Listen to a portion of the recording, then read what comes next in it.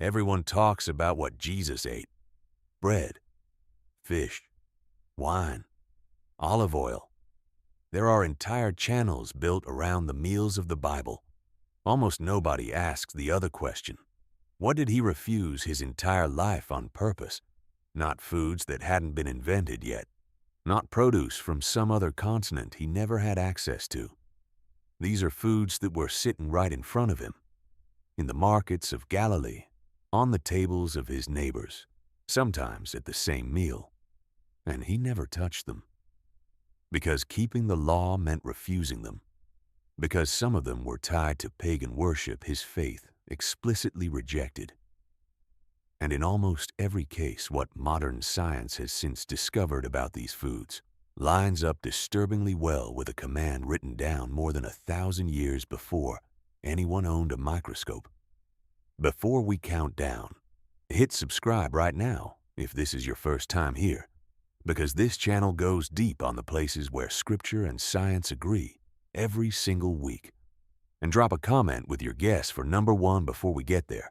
I promise you, almost nobody gets it right. Number 10. Camel. He never ate camel meat, not once. Leviticus 11 forenames the camel specifically as unclean. It chews the cud, but it doesn't have a split hoof, so it fails the second half of the test Mosaic law required. In first-century Judea, camel meat wasn't some exotic delicacy out of reach. Camels were everywhere. Caravans crossing every trade route in and out of Jerusalem. The meat was accessible. It was simply forbidden. And Jesus, like every observant Jew around him, never ate it. Here's what makes this one worth a second look. Camels are now understood to be the primary natural reservoir for MERS, Middle East Respiratory Syndrome, a coronavirus that can jump from camels to humans through close contact and consumption of undercooked meat or unpasteurized camel milk. MERS carries a fatality rate far higher than COVID-19 ever did. Public health agencies tracking outbreaks in the Arabian Peninsula have repeatedly traced human cases directly back to contact with camels and camel products, not human-to-human spread. What's worth sitting with here is that this wasn't an animal anyone in the ancient world would have had reason to be suspicious of on sight. Camels weren't scavengers. They weren't predators. They looked, by every visible measure, like a perfectly reasonable source of meat and milk in a region where they were the most common large animal around. A command that, on the surface, looks like nothing more than a technical rule about hooves, turns out to have kept an entire population away from one of the more dangerous zoonotic disease reservoirs in the region, 3,000 years before anyone understood what a coronavirus even was, let alone how to test for one. 9. Rabbit and hare. He never ate rabbit. Leviticus 11:6 forbids the hare by name for the same structural reason as the camel. It appears to chew the cud, but doesn't have a split hoof. Rabbit was a real available food source in the ancient Near East, hunted in the wild across the region. It wasn't scarce. It was off the table by command alone. Modern wildlife medicine gives this one real teeth. Wild rabbits and hares are a known reservoir for tularemia, sometimes literally called rabbit fever, a bacterial infection that can be transmitted to humans through skinning, handling, or undercooking infected meat. Untreated, it can cause severe illness, organ damage, and in some cases death. And outbreaks among hunters and trappers who handle wild rabbit meat are still documented today. Even with modern hygiene standards, most ancient hunters never had access to. The infection doesn't require eating the meat at all. Simply skinning or field dressing an infected animal with a small cut on your hand is enough to transmit it, which means the danger here wasn't confined to the dinner table. It started the moment someone picked the animal up. A wild-caught animal that looks completely healthy on the outside can carry an infection invisible to the eye and the knife. There was no way for a first-century hunter to know which rabbit was safe and which one wasn't. The law didn't explain the bacteria, and it didn't need to. It simply removed the entire category of risk by removing the entire animal from the table. 8. Catfish and scaleless fish. He fished the Sea of Galilee for the entirety of his ministry, surrounded by men who fished it for a living, and catfish was never on the menu, by design. Leviticus 11:9-10 set a simple rule for anything pulled from the water. It needed both fins and scales to be considered clean. Catfish and every other scaleless fish in the region failed that test and were forbidden outright. Catfish are bottom feeders.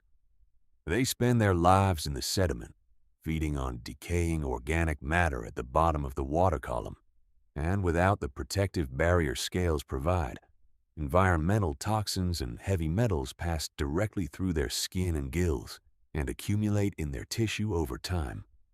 They're also a known host for parasitic flukes and roundworms that survive unless the fish is cooked all the way through. A genuinely hard standard to guarantee over an open fire with no thermometer.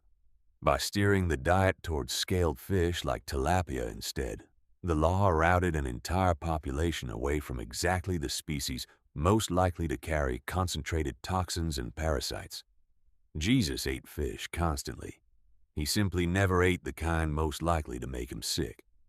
7. Carnivorous land animals. He never ate a wolf, a lion, a leopard, or a dog. Leviticus 11 and the broader Mosaic framework excluded any land animal that didn't both chew the cud and have a split hoof, which automatically rules out every predator with fangs and claws. Lions, wolves, and bears were never on a single Israelite table, including his. This wasn't a hard sacrifice. Predator meat wasn't a normal part of anyone's diet in the region to begin with, but the underlying principle behind why it was banned holds up remarkably well under modern environmental science. Predators sit at the top of the food chain, and every toxin their prey ever consumed, heavy metals, environmental pollutants, mercury, gets concentrated and passed up the chain with each step, a process called biomagnification. Generally speaking, mercury levels can increase by roughly a factor of 10 at each step up the food chain, meaning apex predators accumulate the highest toxic loads of any animal in an ecosystem. The law banned an entire category of animal that modern toxicology now recognizes as carrying the heaviest chemical burden in the wild. 6. Birds of prey.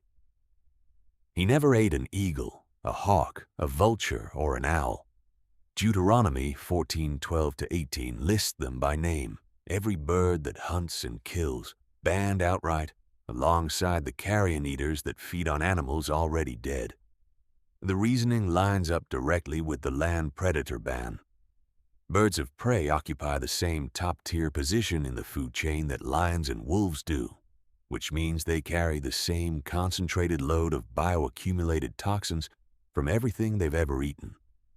Vultures specifically feed on carcasses in every stage of decay, exposing them to bacterial loads most other animals never encounter and never survive. A category of bird that might have looked, to outside observers, like an arbitrary religious restriction, turns out to map almost perfectly onto the animals modern science would now flag as the riskiest meat available in the wild for the same underlying chemical and bacteriological reasons. We're at the halfway point of the list, and the back half is where this really starts to connect. If this is hitting different for you, tap that like button right now. It's a small thing, but it tells the algorithm to put this in front of more believers who need to see it. Let's keep going. 5. Carrion, animals that died of themselves. He never ate meat from an animal that had simply died, or that had been killed and torn apart by another predator. Exodus 22:31 and Deuteronomy 14:21 are explicit on this point. Anything found already dead was off limits entirely, even if it was an otherwise clean animal like a sheep or a goat. This sounds almost obvious to modern ears, but in a subsistence economy, A dead animal represented real free meat that nobody had to hunt or slaughter for. The temptation to eat it would have been constant, especially in lean seasons when turning down free protein could mean the difference between a full stomach and an empty one. The law closed that door completely, with no exceptions for hardship, and modern food safety explains exactly why that strictness mattered. An animal that dies of illness, injury, or old age begins decomposing immediately, and without proper bleeding and rapid processing. Bacterial growth in the tissue accelerates fast, especially in the heat of the Levant, where temperatures alone could turn a carcass dangerous within hours. Meat from an animal that's already been attacked by a predator carries an additional risk on top of that. The predator's saliva and any wound contamination introduce an entirely separate set of pathogens into the carcass, ones that have nothing to do with how the animal died in the first place. The law didn't just regulate which animals were clean. It regulated the condition the meat had to be in when it reached the table, and that distinction between an animal that was deliberately properly slaughtered and one that simply died turns out to be one of the most basic principles of food safety still taught in any modern butchery or food handling course today. 4. Blood. He never consumed blood in any form, ever. Leviticus 17:10-14 is unambiguous. Blood was forbidden because, as the text itself states, the life of the creature is in the blood. This wasn't a minor dietary footnote. It carried over directly into the early church. In Acts 15:29, the apostles, writing to new Gentile believers who weren't bound by the full Mosaic law, still explicitly told them to abstain from blood. It's one of the only Old Testament dietary restrictions that the New Testament reaffirms by name. Modern microbiology gives this restriction real hard backing. Blood is one of the most efficient transmission routes for bloodborne pathogens and bacteria that an animal can carry. And in the ancient world, with no refrigeration and no rapid laboratory testing, there was no way to know whether a given animal's blood was carrying something dangerous until someone got sick from it. Properly draining and cooking meat dramatically reduces bacterial load compared to consuming blood directly or undercooked. A command repeated across both testaments, separated by well over 1,000 years, turns out to be one of the more straightforward food safety principles modern science would still recommend today. 3. Shellfish. And this is the one that should genuinely unsettle you. Leviticus 11:9-10 permitted only water creatures with both fins and scales, which excludes every oyster, clam, mussel, crab, lobster, and shrimp that exists. Jesus spent his entire life within walking distance of the Sea of Galilee and the Mediterranean coastline, surrounded by fishermen, and never once ate any of them. Not by accident, by command. Here's what modern marine microbiology has uncovered about exactly why that line in the law mattered. Shellfish are filter feeders. They strain enormous volumes of water through their bodies constantly, concentrating everything swimming in it, including heavy metals, biotoxins, and a family of bacteria called Vibrio. One specific strain, Vibrio vulnificus, can cross from the gut directly into the bloodstream and cause a systemic infection with a mortality rate approaching 50%, sometimes killing within 24 hours. It doesn't change how the shellfish looks, smells, or tastes beforehand. There was no sensory way for anyone in the ancient world to detect the danger before it was too late. A law written down more than 1,000 years before Jesus was even born happened to ban exactly the food category, hiding one of the deadliest, most undetectable pathogens in the entire ancient food supply. Number 2. Pork. This is the one almost everyone already knows about, and it deserves a closer look than it usually gets. Leviticus 11:7 forbids the pig outright. Split hoof, but doesn't chew the cud, failing the same two-part test as the camel and the hare. Jesus, raised a Torah-observant Jew in first-century Galilee, lived his entire life without eating pork, even though pigs existed in the wider region and the option was technically there. He kept this command on purpose, his whole life, the same way every observant Jew around him did. And 2 centuries earlier, refusing forced pork consumption under the Maccabees had become a literal act of religious resistance, sometimes unto death. For years, the assumption was purely hygienic, that pork carried trichinosis, a parasite later identified in undercooked meat. That's real, but modern anthropology points to something broader. Pigs aren't ruminants. Unlike sheep, goats, and cattle, they can't digest grass and pasture, so they need the same grains, nuts, and fruit humans eat, putting them in direct food competition with the very people raising them. Pigs also lack functional sweat glands, requiring constant water and shade in a region steadily losing both to deforestation. The command that kept pork off Jesus' table wasn't only about a parasite. It was protecting an entire fragile food system from an animal that no longer belonged in it. One left, and it's the most important one on this entire list, because it's not from the Old Testament at all. If you've made it this far, comment below and tell me which number has surprised you the most so far. And subscribe now if you haven't, because number 1 is where this whole video lands. Number 1, food sacrificed to idols. And here's the one that isn't about hooves, scales, or bacteria at all. It's about who and what you'll allow yourself to be associated with. Across the Roman world Jesus and the early church lived in, meat sold in public markets was routinely meat first offered in sacrifice to pagan gods inside their temples, a normal, unavoidable part of daily commerce. Scripture treats eating that meat as a serious spiritual issue, not a dietary one. In Acts 15:29, the Apostles' letter to new Gentile believers lists abstaining from food sacrificed to idols in the very same breath as abstaining from blood, placed at the same level of seriousness. Paul addresses it at length in 1 Corinthians 8 and 10, warning believers that participating in those meals risked fellowship with the spiritual reality behind the ritual, not just the meat itself. This was never framed as a health regulation. It was a line drawn around identity, a refusal to let worship of anything but God touch what entered your body or your table. And there's a striking physical world echo underneath the spiritual one.